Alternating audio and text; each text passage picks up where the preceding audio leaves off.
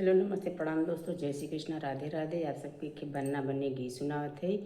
जैसन लगे कमेंट में ज़रूर बताएं और लाइक और सब्सक्राइब जरूर किए और पूरा वीडियो देखें। मोरे पीछवर मारे मलिनी बिटियवा है, हरि वाले बंदे मऊरा गूछेला सारी रात है, हरि वाले बंदे मऊरा गूछेला सारी रात है, हरि वाले बंदे किया मऊरा बांधले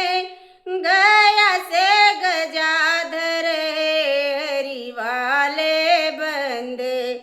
किया मऊरा बान्हई भगवान है, हरि वाले बंदे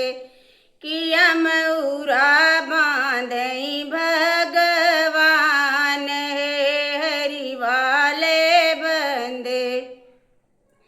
नाई मऊरा बांधले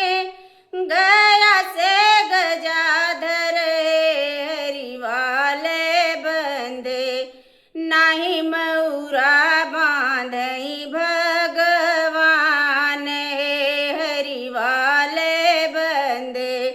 नाही मऊरा बांधई भगवान है, हरि वाले बंदे से ही मऊरा बांधले दूल्हे कवन राम, हरि वाले बंदे बांध के चलले ससुराल है, हरि वाले बंदे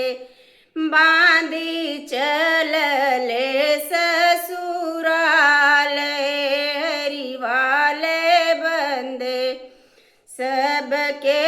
देखेला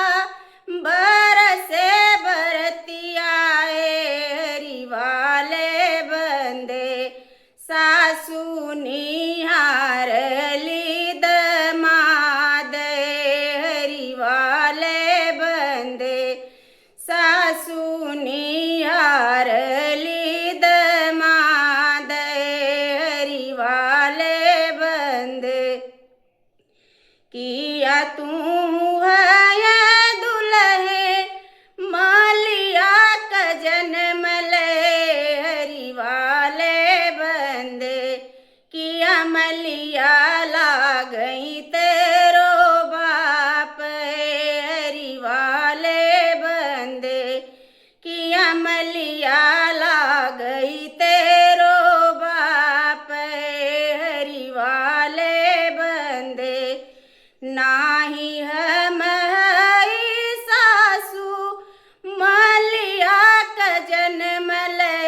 हरि वाले बंदे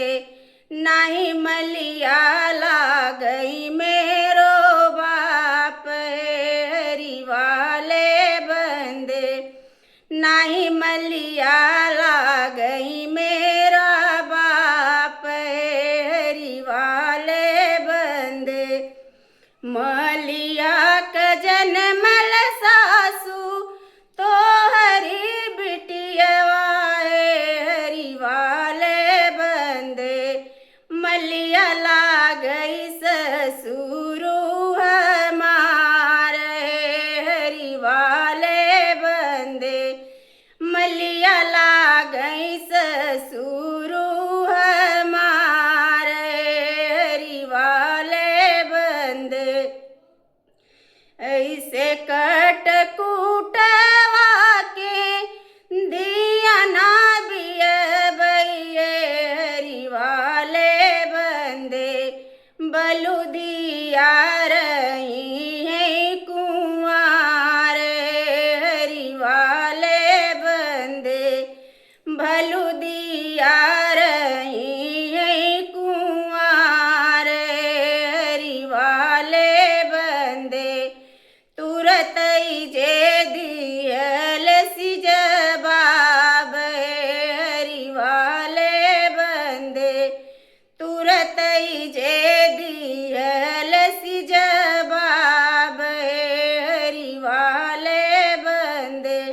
जय माता।